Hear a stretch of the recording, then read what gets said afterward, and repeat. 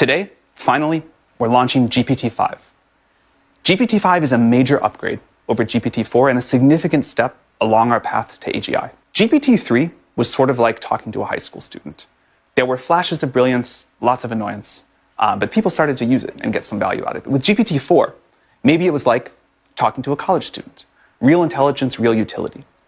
But with GPT-5, now it's like talking to an expert, a legitimate PhD-level expert in anything, any area you need, on demand, that can help you with whatever your goals are.